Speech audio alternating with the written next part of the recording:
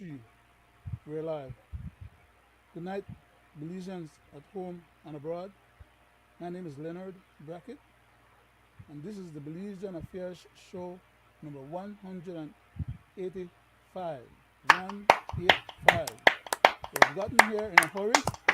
I don't know who is chasing us or who we are chasing after, but we're making some moves. And I hope that it all accrues to the public benefit and interest of the country, and that the people will be a little bit more enlightened and enhanced in terms of our ability to defend our country as compared to before we started this endeavor. So thanks to Mr. Wade, our next panelist currently with us right now, and also Mr. Gregory, Mr. Wade, who is the chairman for the Wednesday night program, and Mr. Gregory Brackett, who is the chairman for the Monday night's program. And we also have Miss Sharon Pitts, who's one of our regular panelists as well. I'm not sure if she's going to be on for tonight. And then we have had a few guests who have visited or graced our show. Mr. Paul Morgan. Yep, Mr. Paul Morgan being one of them. And it is the subject that he brought to the show is what we're going to take up tonight and attempt to pull it apart, dismantle it, and to show and comment as to how the judge arrived at such an erroneous ruling and the squashing of that particular constitutional matter as was brought to her attention that she pretended not to be aware of as the big elephant in the courtroom, and just went beyond and above that issue and not addressing it or ignoring it, and just addressing a technicality on the part of the plaintiffs. But we'll get into that. That's just preface. Mr. Wade is going to grace us with some reading after I do a prayer. So I'll just go into doing the prayer right now, if you don't mind. I'll bow my head. Divine loving Father, once again we come before thy presence, asking that thou would continue to be merciful unto us, thou who art the creator of heaven and earth and all that in them are. Into thy hands we commend ourselves and our family members, our friends and loved ones, our country of Belize, this country of the United States, our people, our leadership, the rest of humanity. Loving Father, thou knowest our heart, our desires, in our most secret thoughts. Thou knowest our daily travails, thou knowest the issues that we need to be dealing with, and the issues that oppress and suppress us. Please be merciful unto us all. For those people who have need of food and clothes and shelter, please give them some reprieve. For those people who are in areas where there's wars and where there's earthquakes or tornadoes or floods and all other manners of disaster, loving Father, please grant them some reprieve as well. We ask these mercies in Jesus' precious name. Amen. Back to you, Mr. Wade. Thank you. Thank you, Mr. Chairman. It's always a pleasure to sit in your company and also in the company of Gregory, which is in the background, cleaning up. And again, like you said, Mr. Chairman, we are at show number 185 of our Belizean Affairs show. Came a long way. And it's all about, and it won't be possible, Leonard, if the effort you put in, and Greg and myself and our other panelists that comes on our show. And it's all about, Leonard, it's all about educating the public. It's all about calling out issues of the day and things that directly affects our Belizean people. So on that note, thank you for that, wonderful prayer. And I will do a reading, Mr. Chairman, from uh, it's the letter of James, Yes, sir. chapter 5, 1 to 10. Says, "Come now, you rich, weep and howl for the miseries that are coming upon you. Your riches have rotted, and your garments are moth eaten. Your gold and silver have corroded, and their corrosions will be evidence against you and will eat your flesh like fire. You have laid up treasures in the last days. Hold the wages of the laborers who mow your fields, which you kept back by fraud, are crying out against you, and the cities of the harvesters have reached the ears of the Lord of hosts.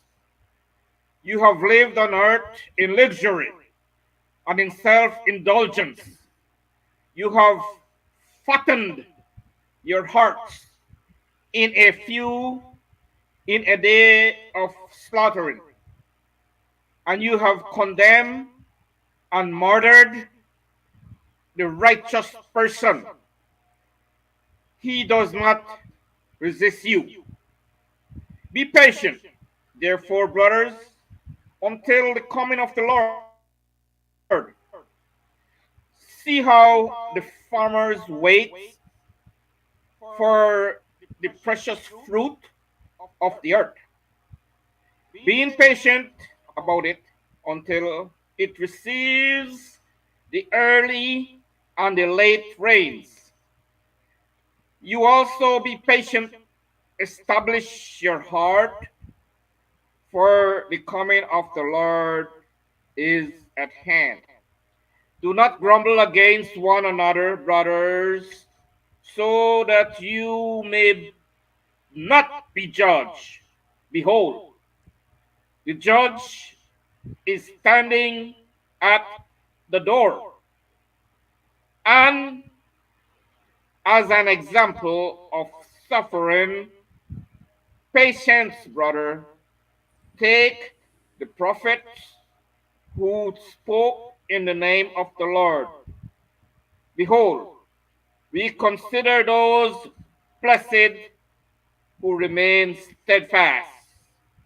You have heard of the steadfastness of Job, and you have seen the purpose of the Lord, how the Lord is compassionate and merciful.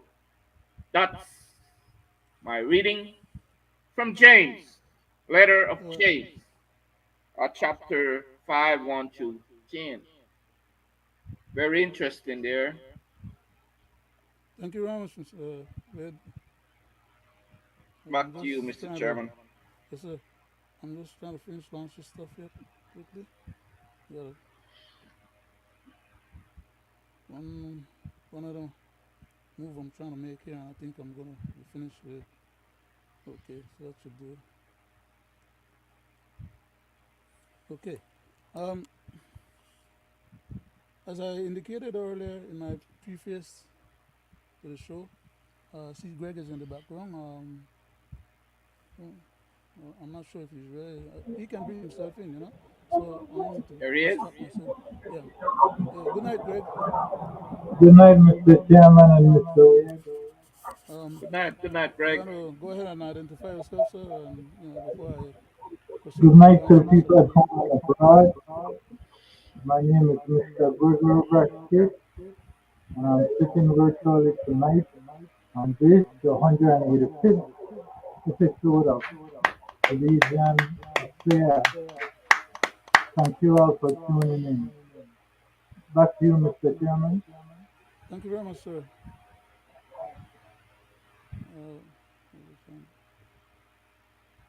Okay.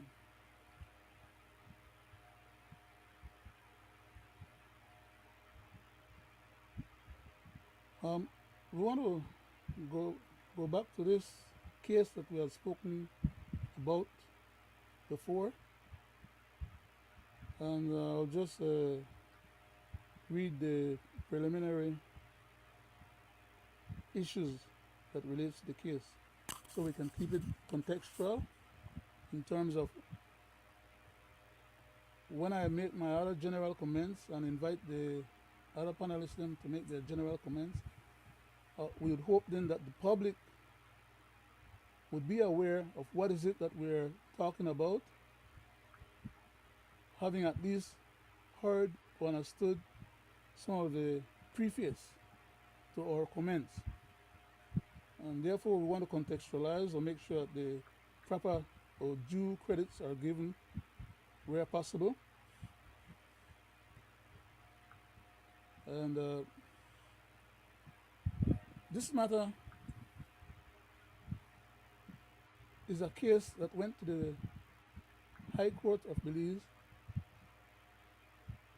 on a constitutional matter where the constitution of our country is being violated, continues to be violated, and had been violated innumerable amount of times in the past. And a group of concerned Belizeans got together and decided to take the matter to the court for judicial review under Section 20. And the Chief Justice at the time recognized and stipulated that these concerned citizens had justification for bringing that case, and also they had standings. That is that when you don't have standings in the court, you're not allowed to participate in the court proceedings and you're not part of it. But when you are allowed to participate and you're declared to have standings, it then means that you can either be the proponent or you can be someone who is in opposition. In this case, I'm just going to read the preliminary writings from the court, right? It says, in the Senior Court of Belize, in the High Court of Belize, there was claim number 55 of 2019. That is during the time when the UDP was still in government. 2019. And it stipulates, in the matter of the Constitution of Belize and in the matter of Section 1, Section 6, Section 90, and Section 95 of the Belize Constitution, and in the matter of Schedule 1 of the Representation of the People's Act, Cap 9, now these are the concerned citizens that I referred to earlier. I'm going to be calling out their name as listed here in the case. Number 1, Frank Edward Paco Smith, Jr. Number 2, Hubert Dennis Enriquez. Number 3, Paul Marcel Morgan, whom we had on the show previously a few times. Number 4, William Mejia. Number 5, Godwin Bernard Sutherland. Number 6, Liston Mackenzie. Number 7, Irving Neal. Number 8, Antonio Giovanni de la Fuente. Number 9, Lloyd Armstrong Jones. And number 10, Roberto Antonio Lopez as a registered voter. That group comprised the applicants or the people who brought the case to the court on behalf of we, the populace, the general people of Belize at home and abroad, whose rights was being violated under the UDP at that time, and prior to that under the previous PUP, and prior to that under the previous UDP, and prior to that under the previous PUP. And now, after the matter was brought in 2019, finally, we still have a government that is hell bent on non compliance of the constitutional mandates. I'll proceed to read the rest of that cover sheet, or the first part of the case record. And in addition to the applicants, it says, and listing a few other individuals or entities and describing them as well. Number one, the Attorney General of Belize.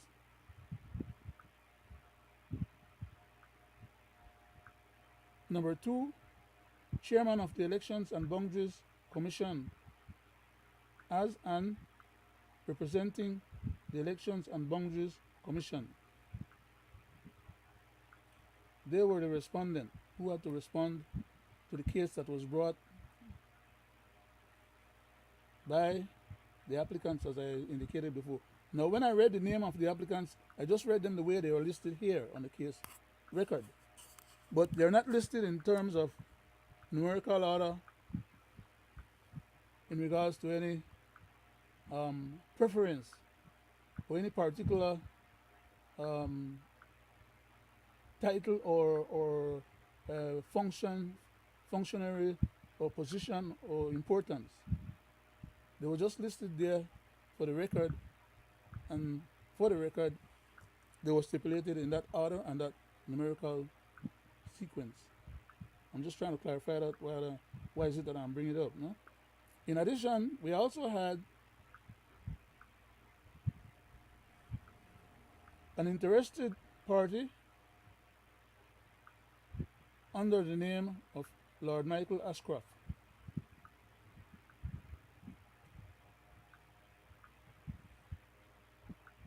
Appearing on behalf of the litigants in the case,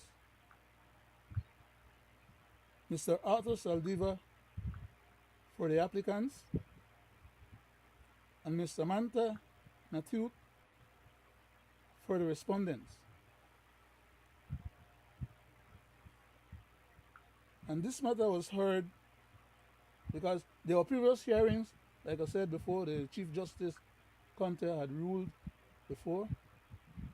His contract was not renewed. And now we end up with another judge or justice to whom the file and the case was assigned. And this particular hearing for which we are reading this judgment was stipulated judgment. Well, I shouldn't call it stipulated judgment because in law, stipulated judgment and final judgment mean two different things. So just let me call it judgment and leave out the stipulated or final. This was recorded on the 22nd of May, 2024, and it was finally issued on August 8th, when this particular writing came out, or the actual hard copy of the case, basically, right? Remember what I said. The last hearing was on May 22nd of 2024, and the records for that hearing was published on August 8th.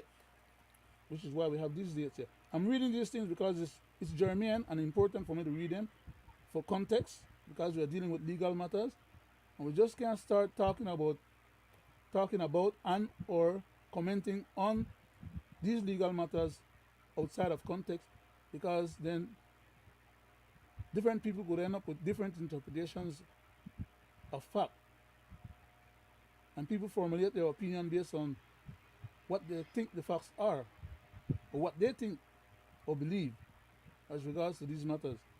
But I personally am tended to be very cautious when I'm dealing with legal issues or legal matters, and particularly as in regards to a case that is ruled upon that I personally take umbrage to and would like to comment on and or point out what I see the deficiencies are or the error of judgment as in this particular case. Like I said, I'm talking a lot, I'm stipulating a lot of stuff because at the end of the day, we have three panelist members right now, myself, Mr. Wade, Mr. Brackett, my cousin, Greg. And when we make a comment, we're not doing it, let me say it like this. When we make a comment, we're all commenting based on what we believe, like I said, based on what we think we know, based on the information that we have garnered, and based on how we analyze and understand these things to be, and we're trying to be informative and or educating the general public. That is the purpose of our platform.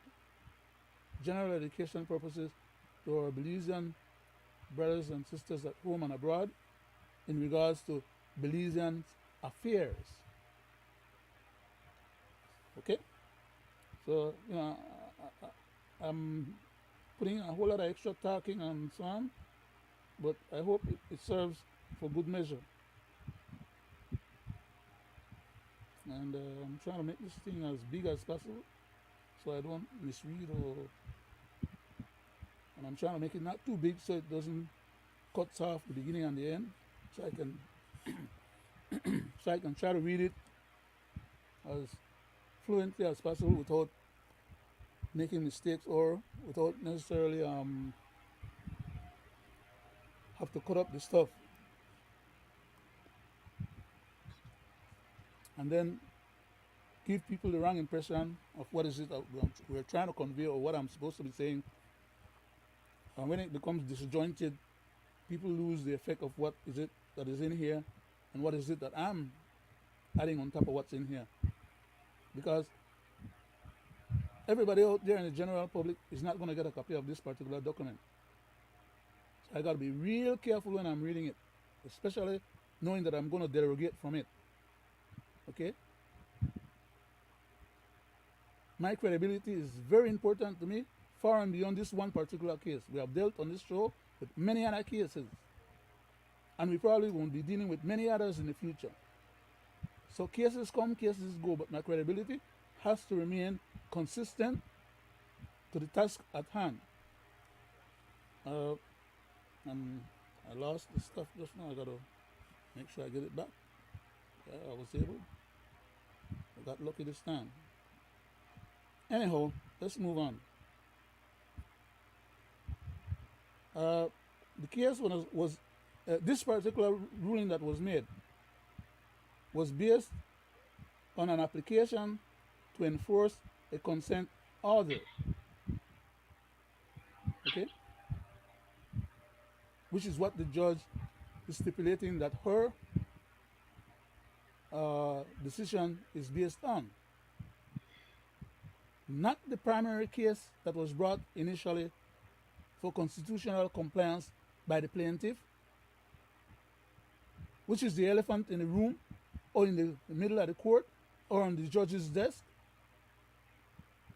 to which she did not respond adequately.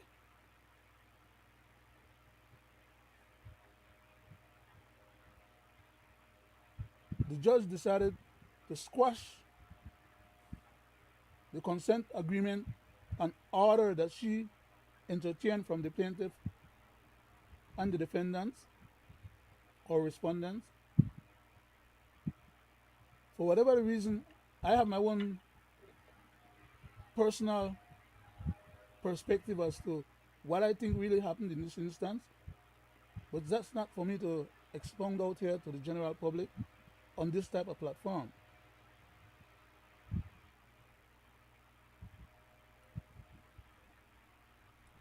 I'll continue. So now, why I'm explaining all these things, because there are different issues at hand. I'm going to comment again. The consent order came after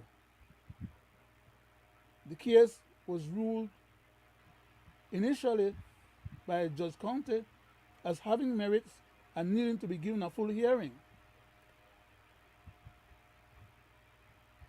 Judge Conte was not available to give the full hearing on this particular matter because by the time, he had a lot of cases on his desk anyhow, many of which people were complaining he was not finishing up on all those cases. That was one of the things that they were trying to throw in his face. That is that the docket was overwhelmed with cases and he could not deal with all of them, and they were not providing him with all the necessary support. The budget wasn't provided adequately by the UDP because the UDP was miffed or vexed with the courts because of some ruling that the courts had made against the government. And since they are the one that determines what budget is allocated for the courts, they shortchanged them, and therefore they could not perform as they normally would be. That's why we had a lot of people sitting in jail waiting on remand for their cases to be heard.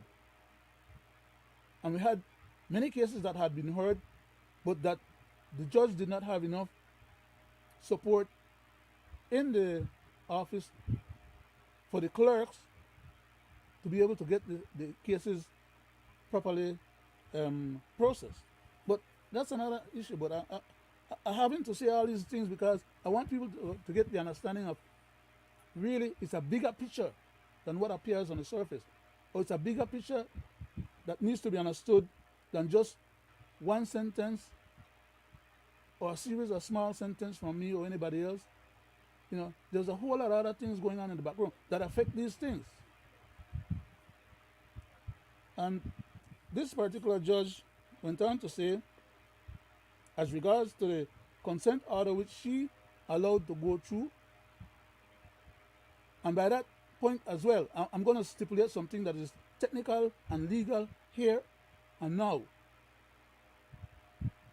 When a judge allows a consent order between two parties that are before that judge, that consent order is not the end of the case. The judge still retains judicial control or final disposition rights to that case. So that's another technical point in which this judge erred. She's claiming on this particular case here that she picked up and made her decision on that the consent order trumps the original case. The consent order was about trying to make sure that the original case, having been found with merits, and that the judge, that the government found itself in a bind, that the judge would have at that point probably ruled against the government, that the government came up with this idea of entering into a consent order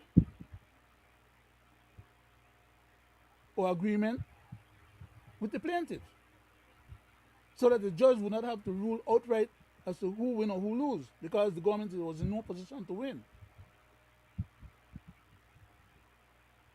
But that did not of itself, because you enter into a consent decree or a consent order, stifles, that unto itself does not stifle the case. It does not dispose of the case. The case is still alive within the context of the consent order. And the consent order is to give an opportunity and time for the government to meet its obligation and do what the Constitution mandates that it does. And only if the government meets the obligation under the consent order, then the judge can say, well, the government met their requirements or the standards that is required under the consent order, and therefore they can be given relief. But if they don't meet the requirements under the consent order, the rights, responsibilities, and the power of the judge still have jurisdiction or legal control over the case. The judge cannot say, okay, by virtue of the government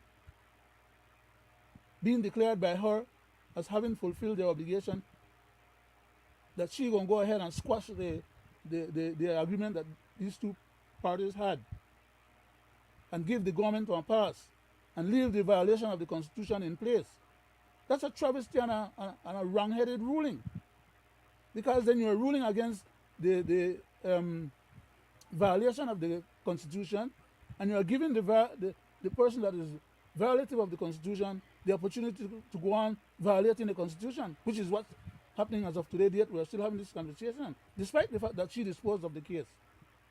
In her disposition of the case, she also invited the people to come back and file a different case, or to have someone else file the same case but under somebody else's, all those kind of shenanigans and red herring, to dispose of a legitimately filed case that was defending our Constitution, which the judge is empowered to do as well.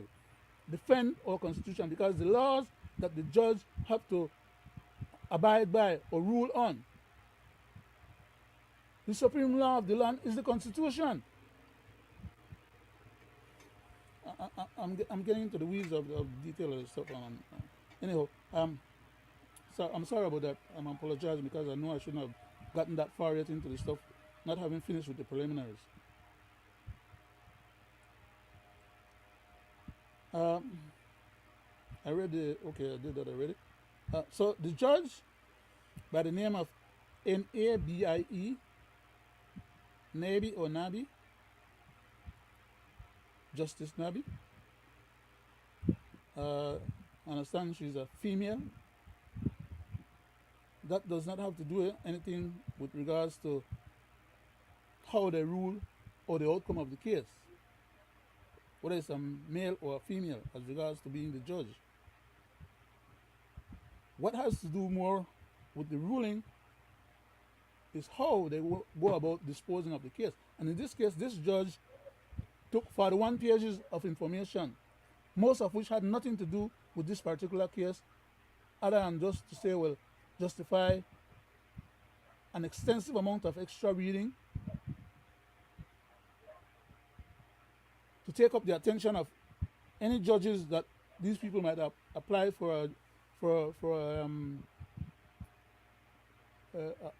applied to the court for an appellate review of these judges' erroneous stuff.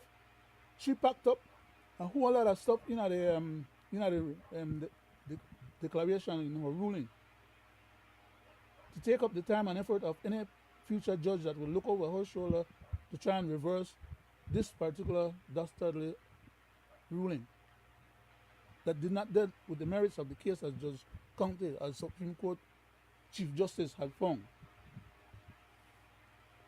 She found a convenient way to exculpate the government from fulfilling their constitutional obligation. Why? I said earlier I wasn't going to intimate, but I'm going to do it. My perspective is that this judge, knowing that the government holds the economic purse strings of the country, may not have wanted to find herself afoul of the government in having to tell the government that they had to comply under a mandamus requirement with the constitutional prescripts. So therefore, it is my belief, clearly stated, I could be wrong or I could be right, but that's just my belief. The judge, she went on to first stipulate that free and fair elections, she's generalizing here now, she said in the piece, free and fair elections are important to a democracy. Of course, laudable, very laudable statement, as it is the foundation for a legitimate government. She went on to say, I, her, have examined. I'm sorry, I'm getting that. Okay, I have it. I have examined the evidence and oral submissions of the parties, that is the plaintiff and the defendant. And she went on to say, there is a consent order and the parties are bound by it. It is my findings, she said, that the respondents have complied with the consent order. I don't know how she arrived at that. And she knowingly that was the key linchpin that she was hooking her decision on and making it public as well as in writing, that then she should have gone on to expressly at that point in bracket say what she was intimating or meant. Because what she said there could mean a whole lot of different things. But as for me, when I hear the judge says,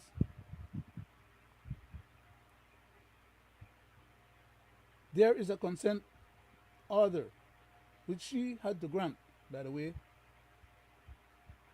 So it's not like those people grant themselves a consent order. The consent order comes through the purview of the judicial system and a judge acceding to or granting. The judge never had to grant that consent order, but the two parties requested. So it's just a formality. The judge went ahead and granted. But it has to be done by the judge granting it, because the judge still, like I said earlier, retain judicial control for the case disposition. The consent order does not vanish or vanquish the case or the basis for the original case, especially before the consent order was given. All parties, including the judge, had agreed that there were violative conditions forced on the constitution of our country, that the government was not in compliance. The government acknowledged that, which is why they asked for the consent order to go back and remedy the situation. And in the consent order, it requires remedial actions. And the judge is going to say, well, if she want to excuse and exculpate these people, even though they did not meet compliance,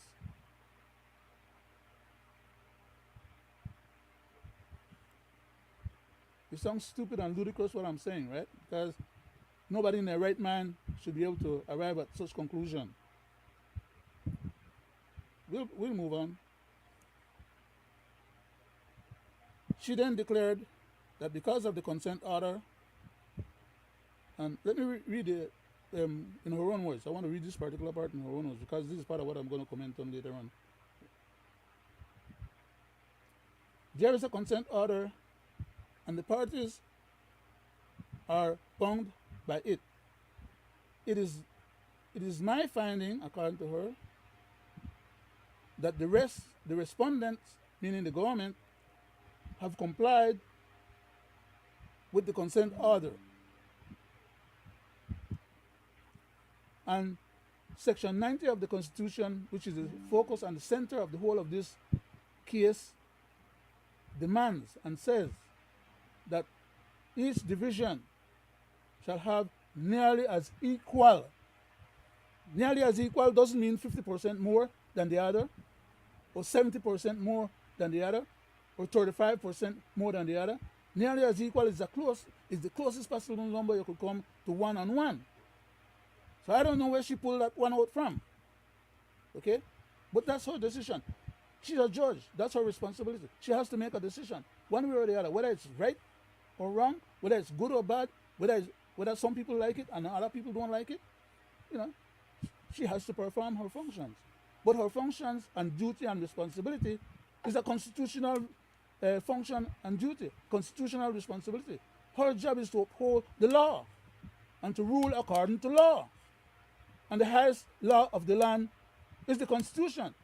And any other law that is inconsistent with the Constitution as stipulated in the Constitution of Belize, Section Part 1, Section 2. Any other law that is inconsistent with the Constitution is null and void. So therefore, rendering her error and decision making as being inadequate and should be rendered as null and void and should be overruled. If these people could come up with the money to go to the higher court to ask for a judicial review of her decision,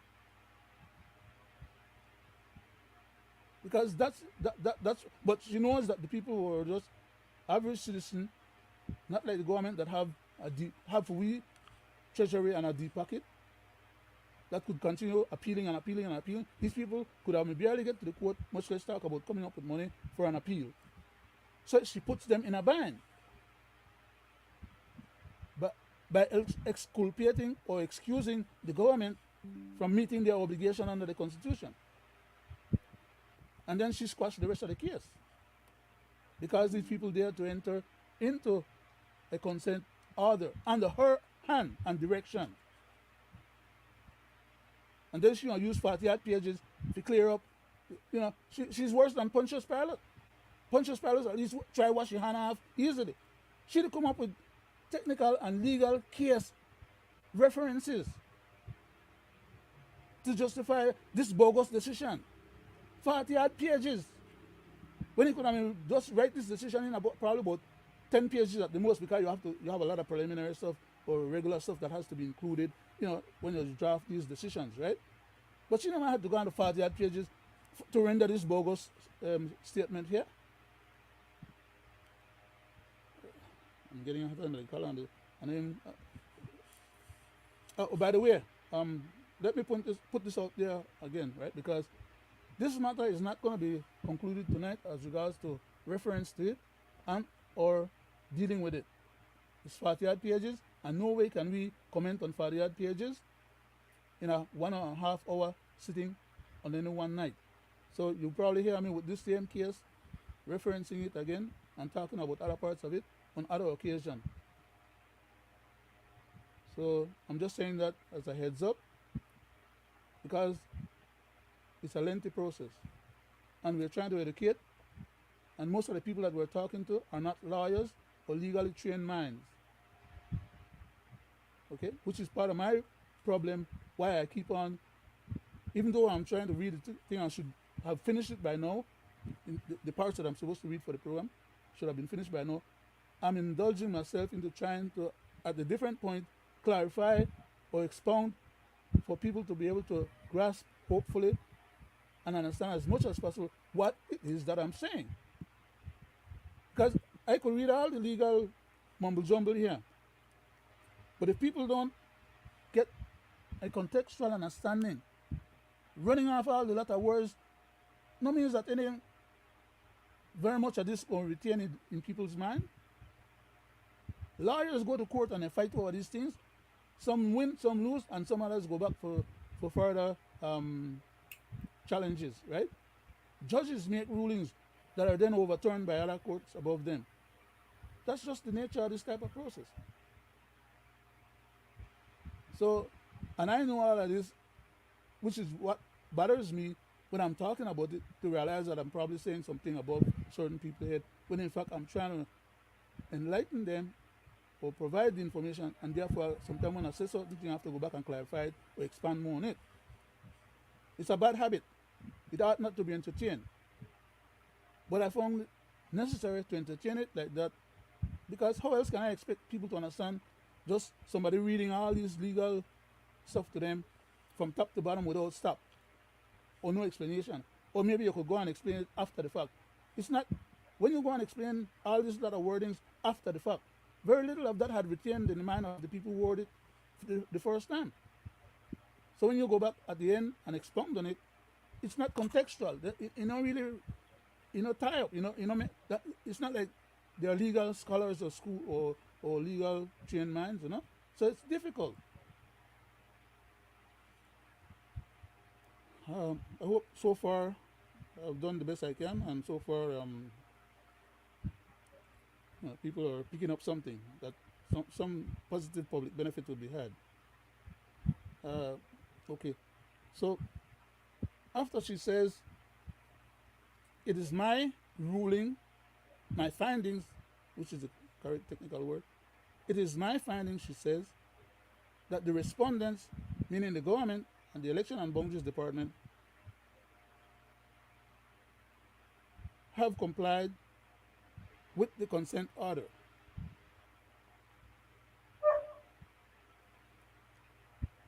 The, the application is therefore dismissed or squashed. Or in other words, get out of my face. I don't want to see you anymore in my court. Take a hike. These are her own words up here that she is saying. Right? On the basis of what she stipulates here, she's actually saying that she is dismissing the plaintiff's case while leaving the breach of Section 90 constitutional mandates in place to continue being breached. And I would say, I dare anybody else pick up any such case and go back to her after she has already made this ruling. Because if this ruling is not overturned, it then becomes what they call, well, it's not stare decisis, because for it to be stare decisis, it has to go through all the levels of the court. But for all intents and purposes, if a ruling is not challenged, then it becomes a citable ruling for other people to consider as the basis on which other future rulings could be had. So very likely then, in Belize, if another person goes and take up this particular matter again and brings it to the judge, and they are lucky enough to get that same judge will just ask the lawyer on behalf of the plaintiff who brought that case to her to please go back and review the standings of this particular case that was already ruled on in regards to that same matter. There is a ruling then that is outstanding there that has not been overruled. And unless they can get it overruled, what's the sense of going back to her over and over and over and over with the same thing, knowing that she's predisposed, as per her current ruling, to not want to be bothered with that nonsense, which is why I use my own words just now when I say, for all intents and purposes, they tell the people, she just squash this thing, get out of her court, get out of her face, and be gone. She not put herself in no situation where she have to have a problem with the government that have her employed, and maybe end up they have her contract cut short or not renewed, or for whatever other many other possibilities. I'm not saying that she's true the case. I'm not saying that she's doing the government a favor, because that's not what it says here, that she's doing anybody a favor. What it says here is that she is disposing with a case that was brought for her disposition. And this is how she goes about disposing of this particular case, as we are now reading here. Okay? She leaves the big elephant in the room as regards to the violation or the violative actions of the government and the non-compliance of the government and the election boundaries in regards to Section 90. All divisions shall be nearly as equal. And quickly, what the election and boundaries proposed to the House, that the House just tabled and decided they don't want to bother with it because none of them want to be impacted, right? They just make a mockery of the process as usual. And what the election and boundaries submitted was not nearly as equal a number or nearly 1-to-1. They didn't submit 2-to-1. They went ahead and they submit a number that was between 25 to 35. Okay, first of all, they submitted a number, a median number, when they add up all the electoral people in the country that have been registered to vote and divided by the 31 division, they came up with approximately about 6,000 and something vote, maybe 6,002 votes or something like that. But, for all purpose, for discussion purposes, you can just use a 6,000 wrong number, right? So by the time they divided 31 division into all 180 something thousand that they had, they came up with 6,000 approximately or something like that. And none, well, I shouldn't say none, but that then becomes or is classified or stipulated as the median number because these numbers change every time when they have an update of the records, right? So I'm not sure if they use the last record for the last general election or they had used the updated record or numbers or thing for the city council, town boards, and everything else. Those options are the prerogative of the elections and boundaries. They are paid on a daily and weekly level throughout the whole history of the department to do this particular job.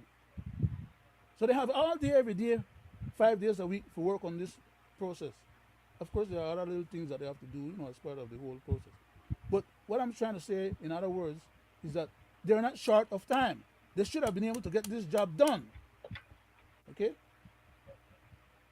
But they're dragging their feet because the head of the department is, okay, the whole department is under the control of the Elections and Boundaries Commission. And the commission has a chairman. And that chairman is a PUP appointed person. Okay? And then they have other members of that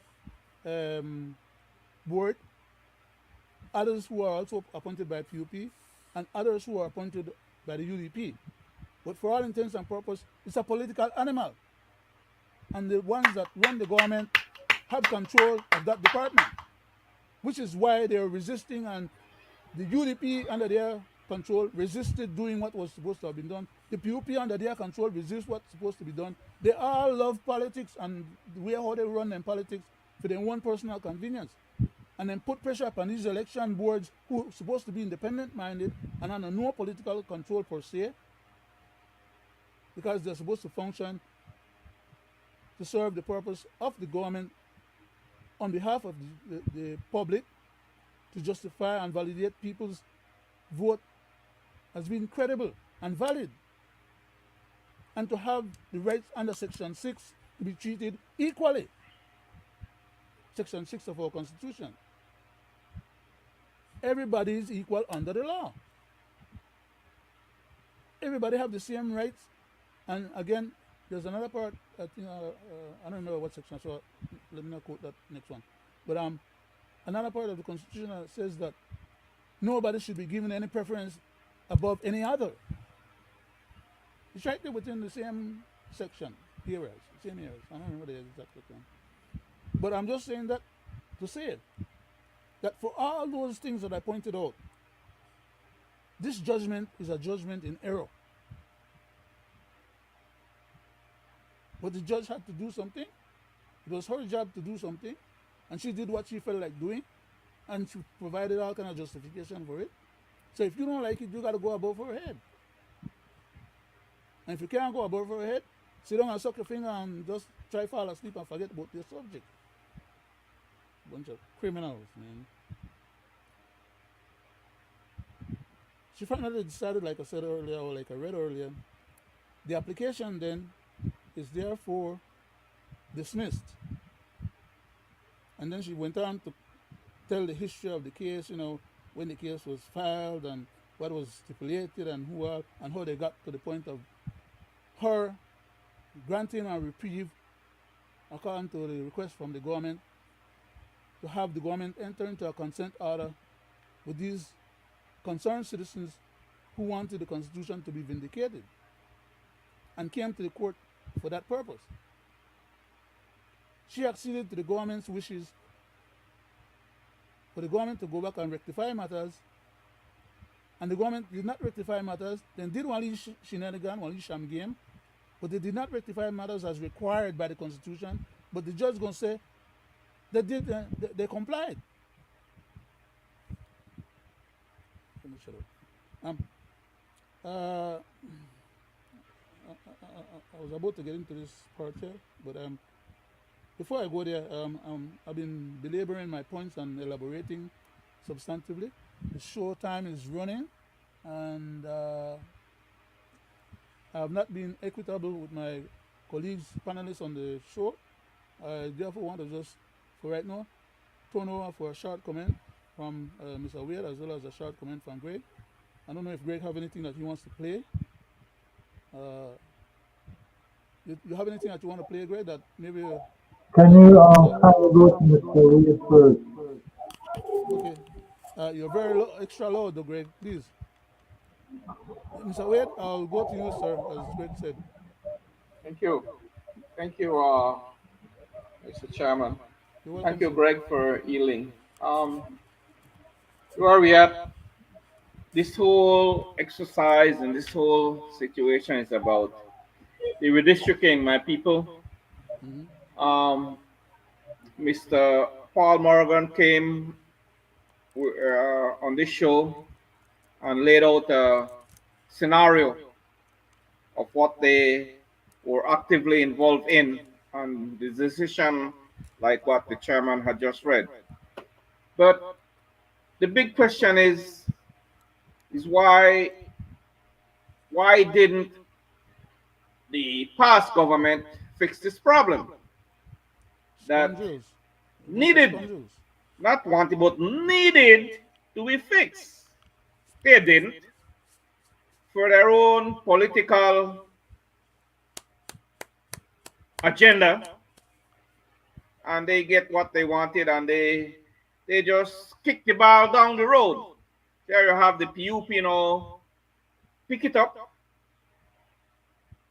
Remember that it should have been fixed by the UDP, didn't, and this PUP bunch of hyenas said that they were going to fix it, right?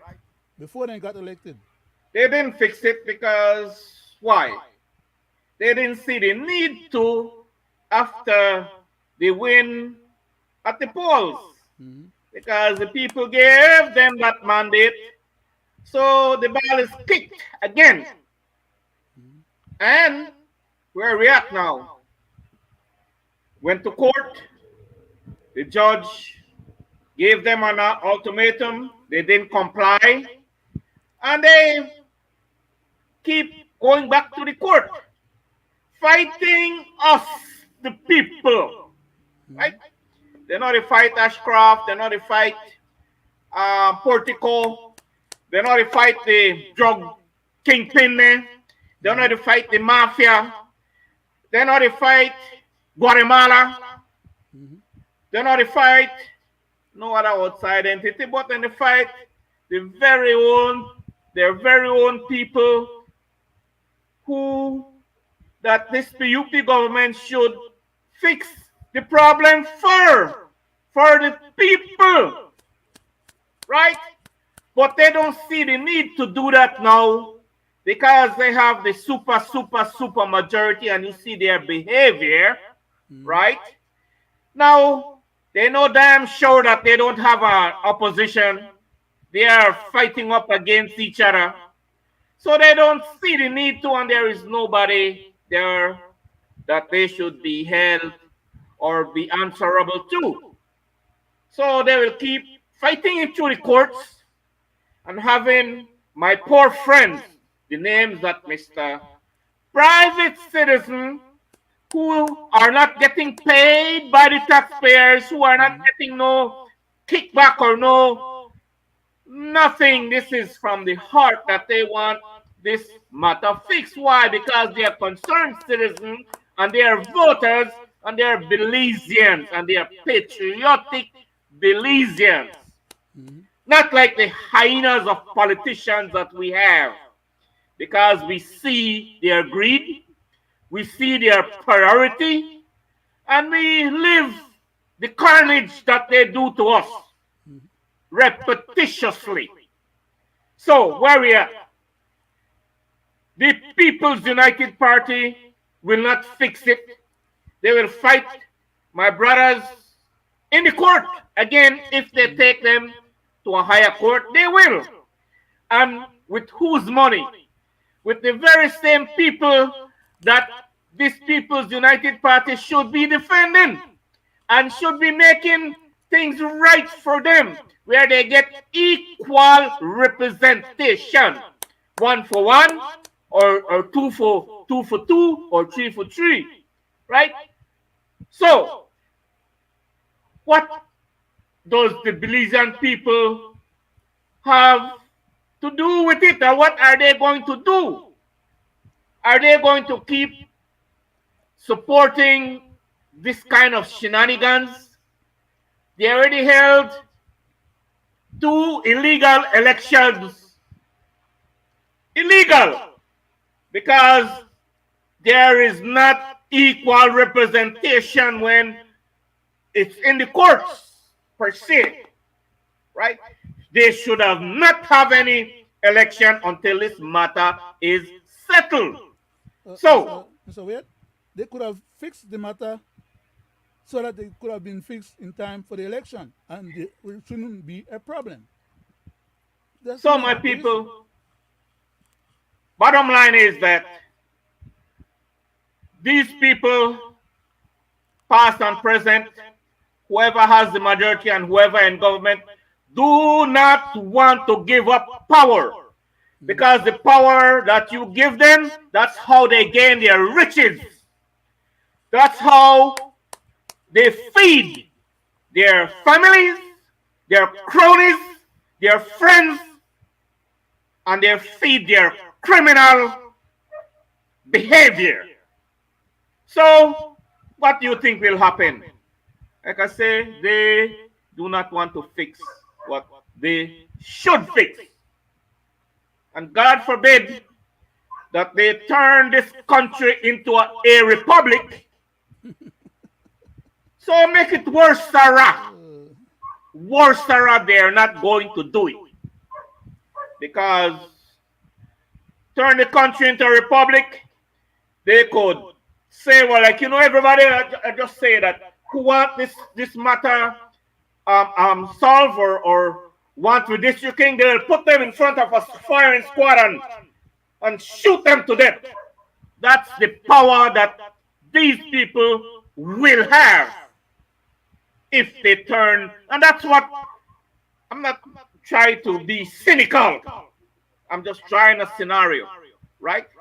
So, my belief that this PUP government, the same thing that they said that they were going to pass UNCAC to the fullest, the same thing that all the good things that they were going to do for you when they were in opposition, and they will not do with districting.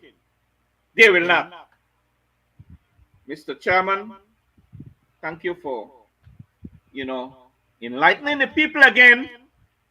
But it's all left up to the people, my brothers, if they want equal representation or they want the same shenanigans, the same behavior, repetitious cycle. If they want it, that's what they are going to get again. So the powers, my brother, lies in the hands of the people. Pressure your area representative, whoever they are, he or she, or whoever they are, he or she, and tell them that we need equal representation. You want equal, unless if you don't understand the word equal. Mr. Chairman laid it out what that means. Back to you, Mr. Chairman. Time is up an essence, but I could go on because this is a mess. Presentation of the facts.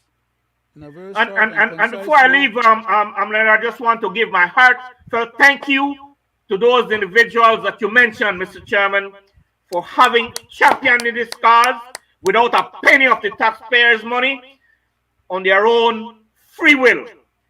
For us, the Belizean people, they're doing what the politicians, past and present, do not want to do.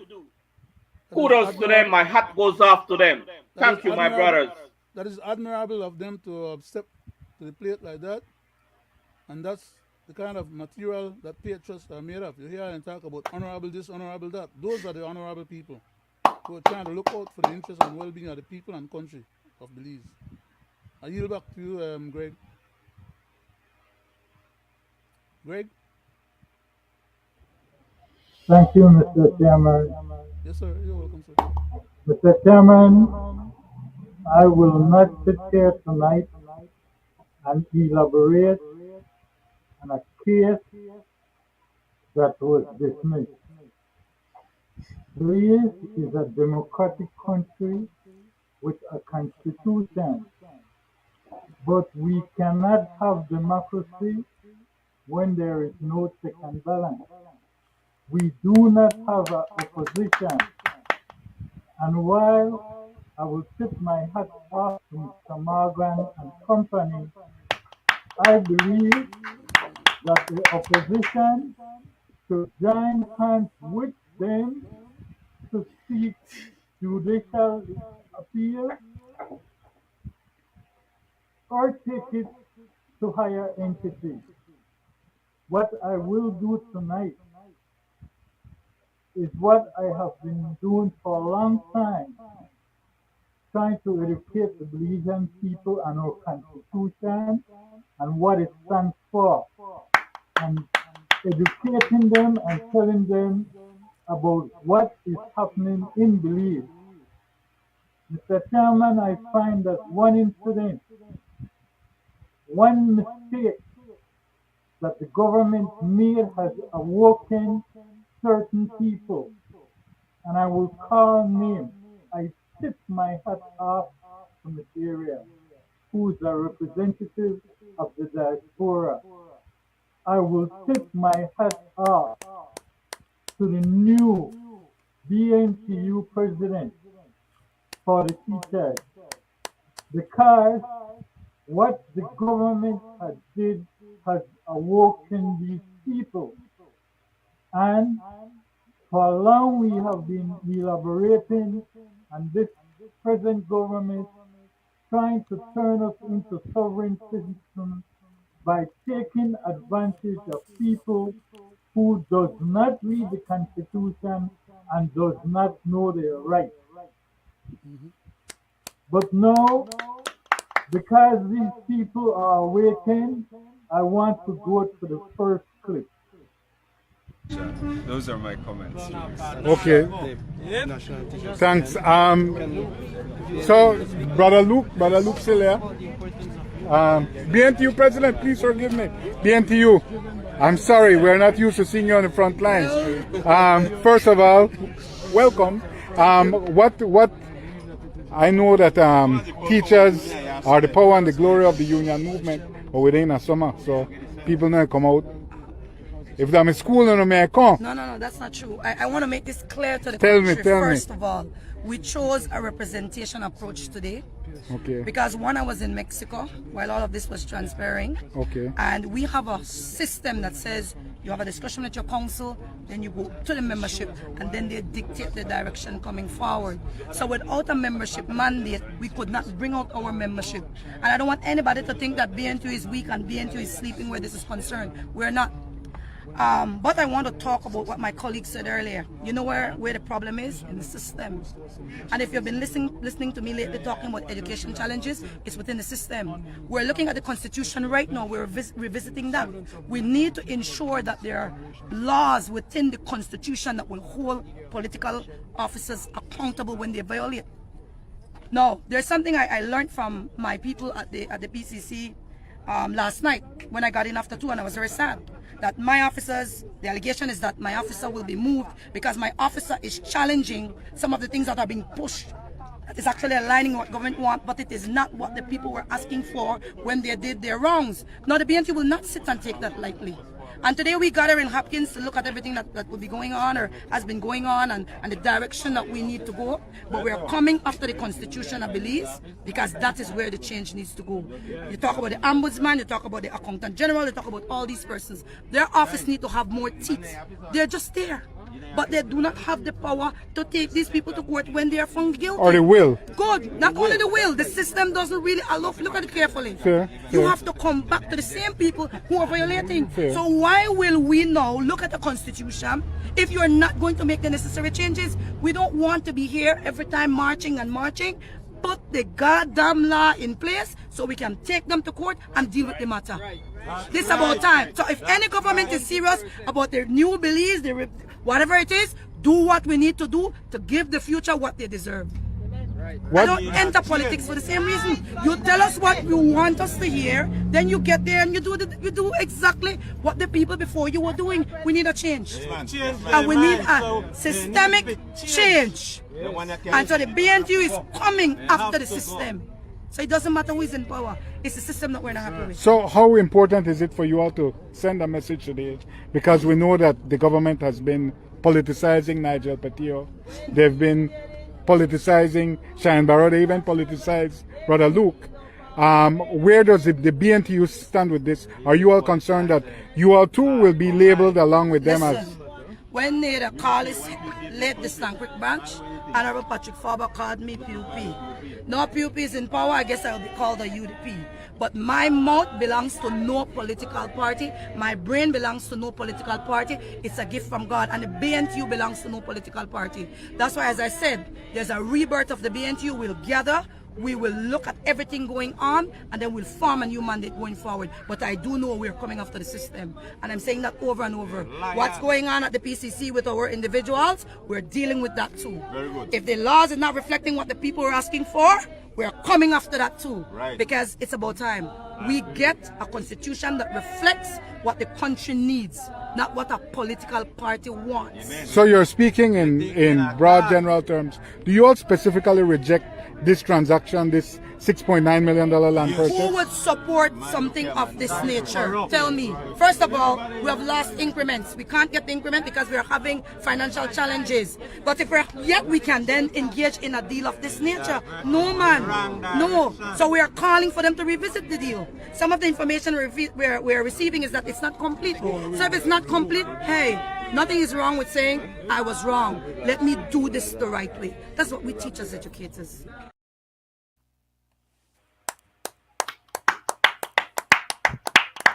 Greg, before you comment Yes, on sir. that, because I just want one point that the Go ahead, lady, sir. mentioned about. No, I don't want that to be left out or be. I will return erased it over. to you, sir. Go ahead. Okay, thank you.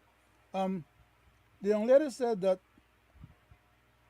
the need to add in the Constitution, I presume she was referring to the Constitutional CCP doing their job to try figure out how to come up with a new constitution that is more pliable to the government's objective of turning Belize into a republic.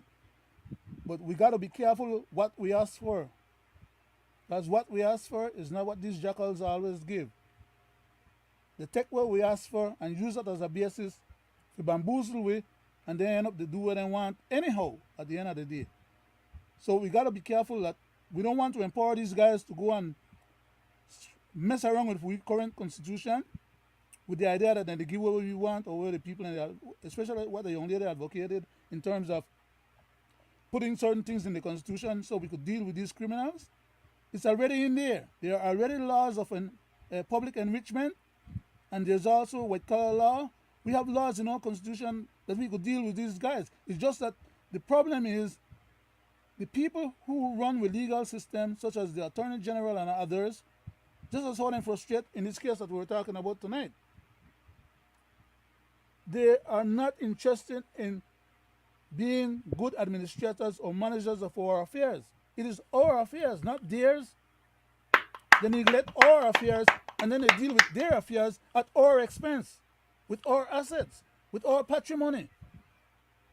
Then they go on and give all these concessions to all these big corporate entities and moneyed friends to whom they suborn our governance powers to enrich people that kick them back something. Again, that addresses the same issue with this particular case with the lands. That's what that was all about. It was about a kickback. And they inflated the price so that the kickback not hurt the person when they deal with, so that person don't feel like, well, they wind up to pay all the taxes for over $6 million, $7 million. Mr. Chairman, if I The government may. to cover that out of we want money again. Mr. Chairman, if I I may. yield back, sir. I'm sorry. I yield back. The government has a lot of learned attorneys, female and male, and senior counsel. They all know, including the Attorney General, they all should know the Constitution. They all should know the Boeing case. The government could have simply put that land under eminent domain. There is no kind of building, there is no kind of development, and all they had to pay was pay back the owner what they purchased it for.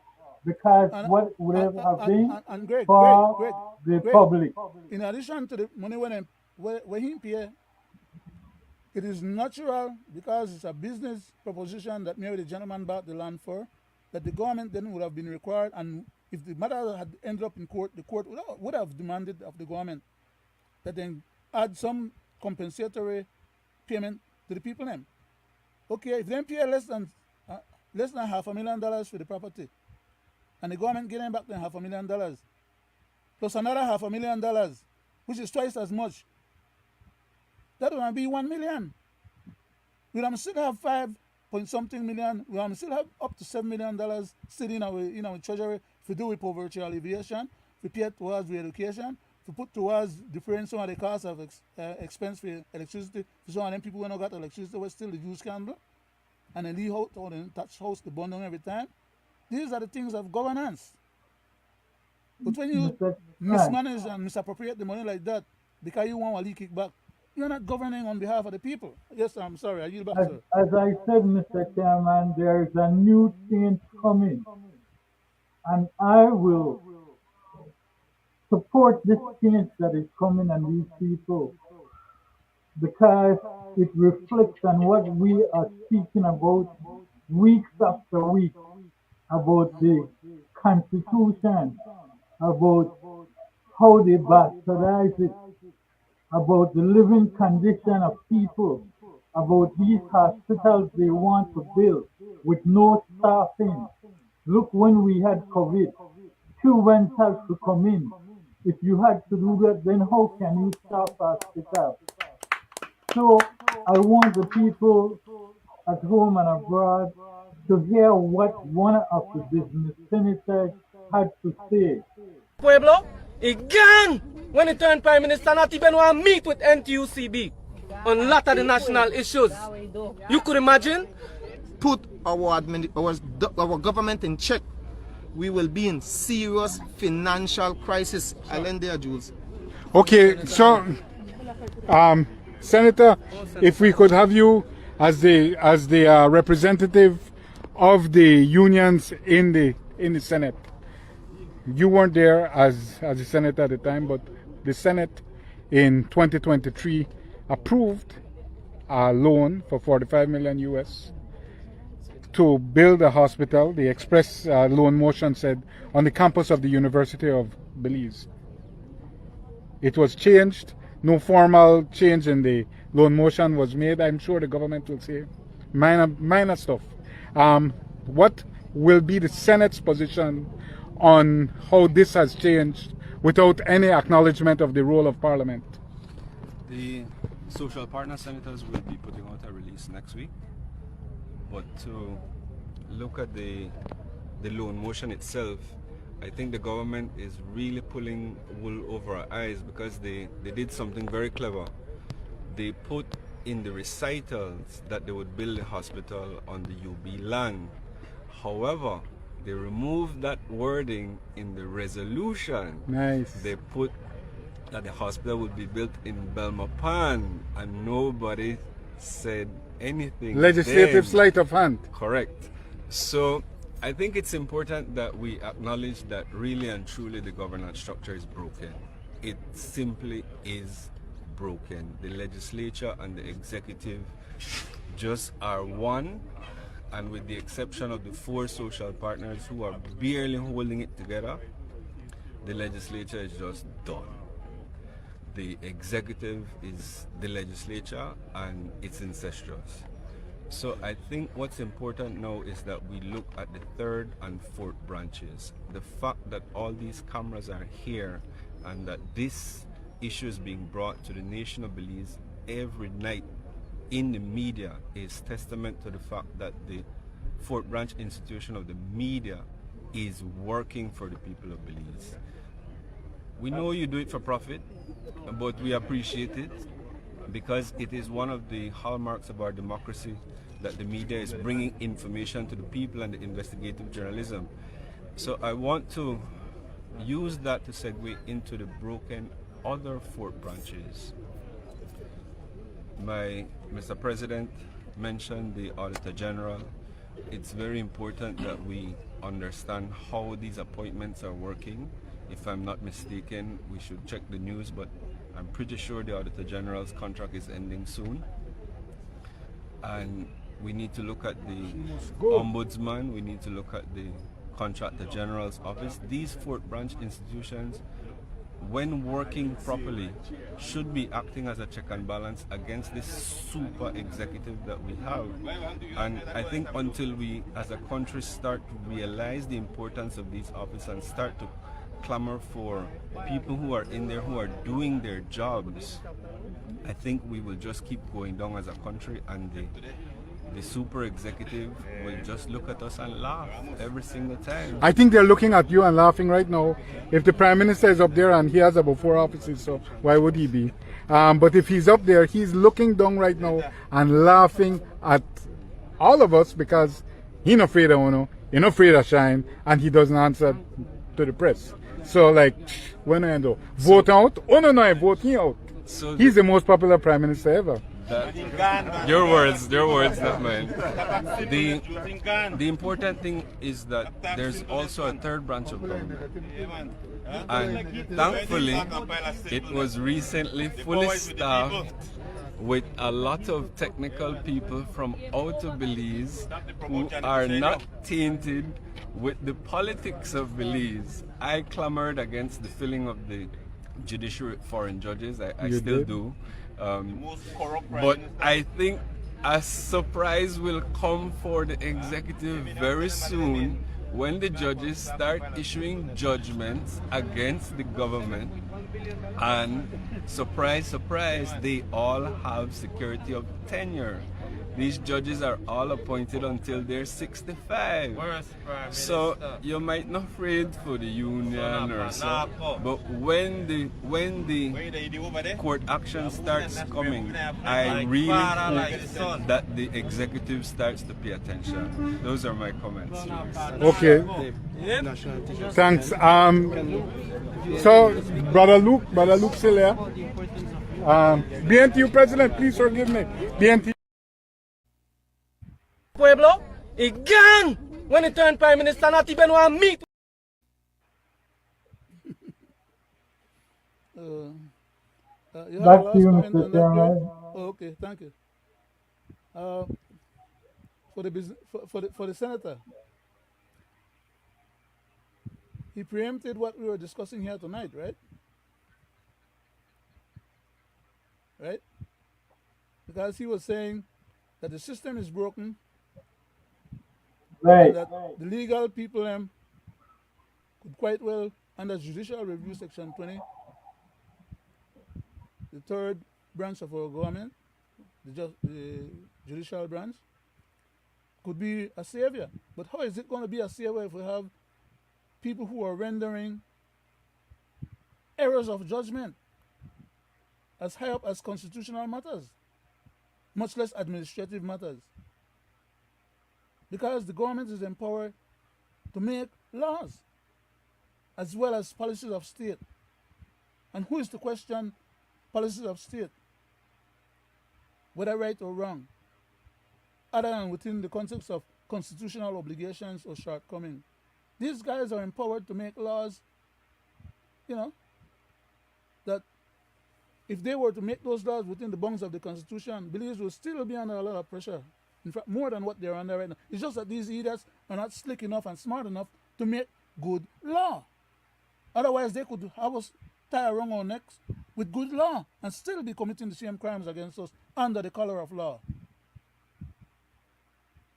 Which is why we are able to see what they're doing, and we are able to point out what they're doing when they fail to do the right thing. But if they were to be making correct laws or proper, following the proper prescripts, they could still be doing a lot more damage than they are doing right now. It's just that they're short or slow on their foot. You know, so where Godfrey do it, eh? Turn around and lose in case where Godfrey may have and win the case. Just on small technicality and quickness on the draw. Because the Mr. policies Chairman, of if state. I may, Go ahead. I yield back, sir. Mr. Chairman, again, I want to reiterate to the people at home and abroad. I've been saying it on more than one occasion. Do not let this government turn you into a sovereign citizen, because it is your right they want to violate. When I listen to the young lady that represents the teachers, that is saying she will go after them, I want to remind her that it took the Bahamas 8 years to complete their constitution when they rewrite it. And it is not fully completed, but it was all done in favor of its citizens. They left out nothing. They went everywhere, included everyone.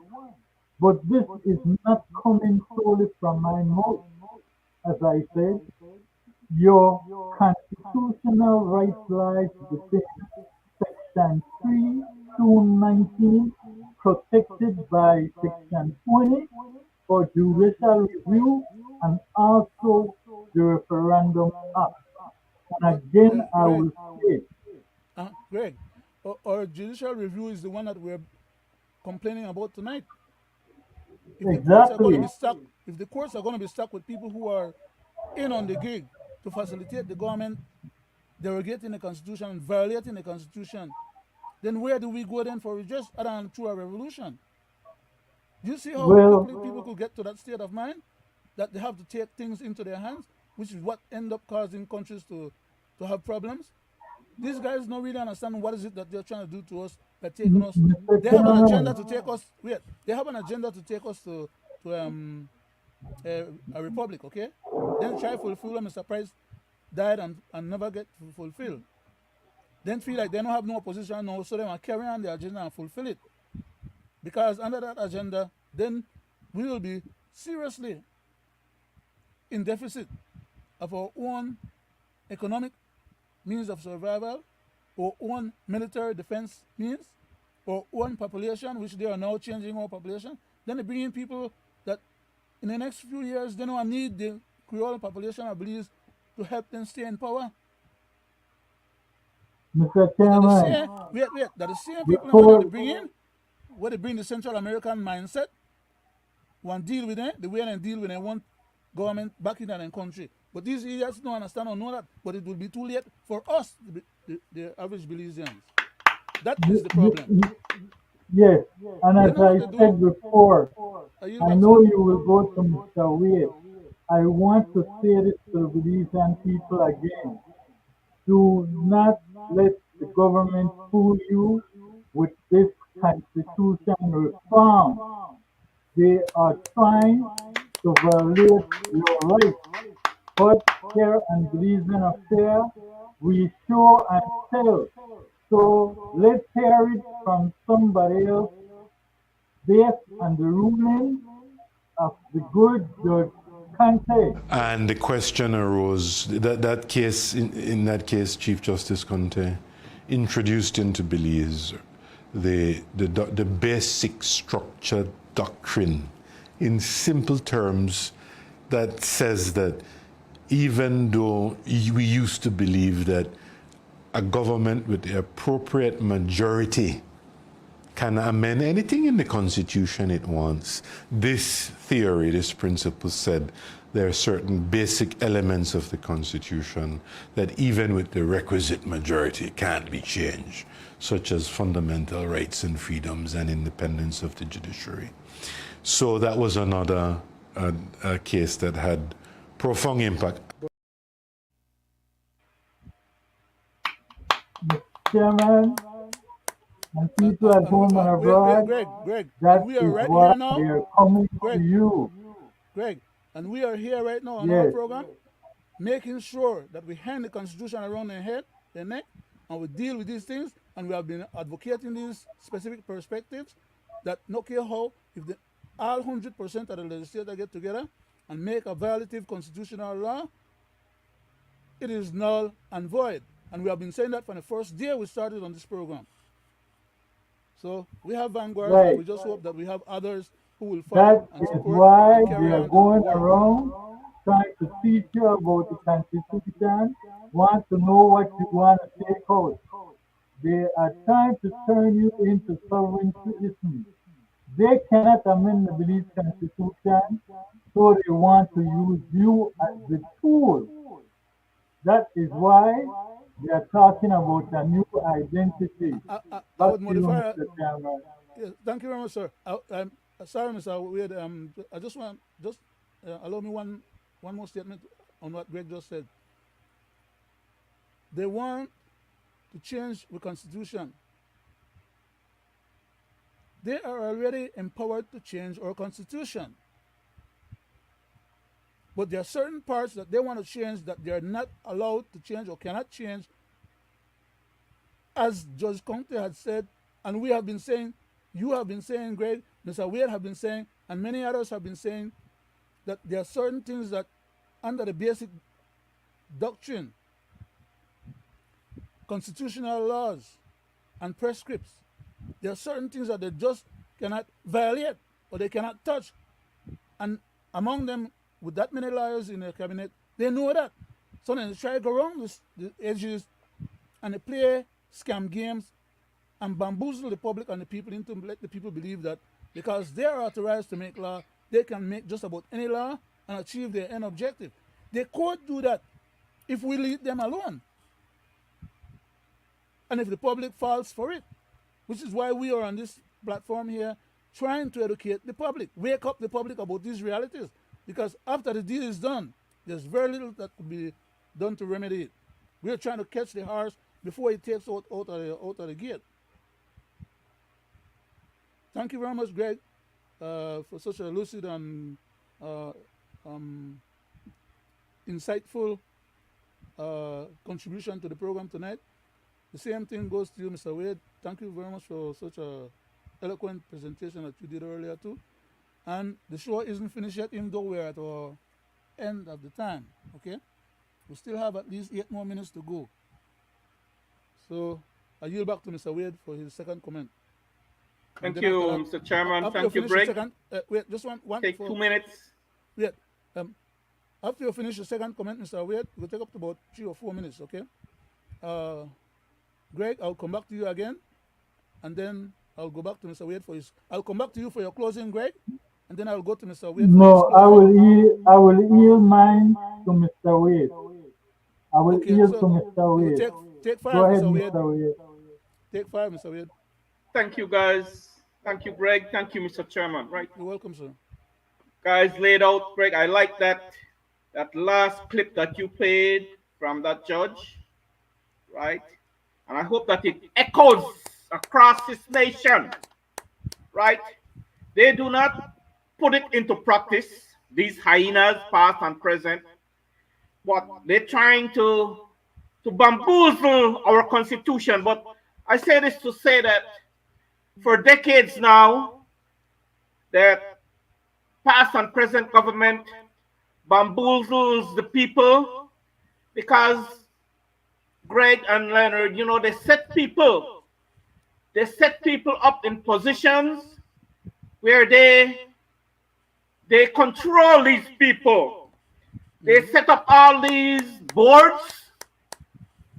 They are not elected by the people, all these boards. No, they are handpicked people by the politicians, past and present, handpick them and then you see like how you play chess, you take her, you put her under, you take the next one, you put her under, so that you have control, right? So, shortly now, I would say this, that what I would like to see, number one, that all these appointed people like the ombudsman, the contractor general, and the senators. You hear a guy talk about the senators and the business sector and all this. They're all one, who control these senators is the lead senator in the Senate, the government man, The unelected one. the unelected man. That's the man that controls, you hear, because you see they paint such a nice picture in front of the camera and the crowd, you see they're out there in the public, and they know what is right. These people that are in heads, they know what is right to do. But no make no ghost fool you. We hear about they're not controlled by any politics. No. At the end of the day, these heads are all in a little room, right? And they put their agenda to those, the heads put their agenda to these people and say, you know what? You been here with me, man, and you ain't get anything you want. Right? So don't worry about your minions where elect you heads of the heads of union. Don't worry about them. Worry about what I give you. Right? And this is how it works in this country. Right? If you don't know, people at home and abroad, somehow not educated and know what is going on, But afraid for say, I'm not afraid for say. But I would like to see now, you see how we do it in the US? These people not appointed, They are on the ballot, right? Everything and every measures are on the ballot. From judges, right down to sheriff, right down to, they are on the ballot. So what I, Rudy Wade, would like to see in this country, we have an elected senator, elected senate, not appointed, because we don't know that it's crookedness and not in favor of the people. They are in favor of who give them that job. You see what Mr. Ashley Rock, how the category he fall in, the church senator, that first senator, he was right along with the UDP. Everything the UDP put there, he vote for. Right? You see this other church senator, I'm just trying, I'm just saying. The other church senator, not doing what he is elected to do. He is right in line with the PUP. Right? And all the rest of them, they talk a good talk, but when it comes to the line of that vote, money speaks. Right? So you listen to them, Greg, you played up that thing, and my people, you listen to what Greg had put up there and what coming out of these guys' mouth. It's not that how it works, That's all about the little hands out, the little good name, and the little power they get. So I would like to see elected senators, guys, right? Elected judges, elected. Put their name up with the qualification. Put on it, let the people elect, because people know if you're no good, or no crooked, or no, the people know. So they will vote for you. As to the ombudsman and all the rest of them that appointed, we want them to go on the ballot. We want names to go on the ballot and the people elect who they want. And stop that appointed crap. It will never change in this country if this is the way it's going to be continuing, right? Elected. That's what we want, not appointed. Right? So, on that note, Thank you very much, sir. It's always a pleasure, and that's my closing. Thank you guys. It's always a pleasure to sit in your company, and I hope that our program tonight, with shed some light like we always do, because these are matters that we had been talking about, not only tonight, right? We had been advocating, talking, and this is the way we do it, right? Thank you very much, sir. So on that note, thank you. Very eloquently stated, as said, sir. And personally, I would just like to say, for tonight's program, it's going to be one of those for the archives, because believe me,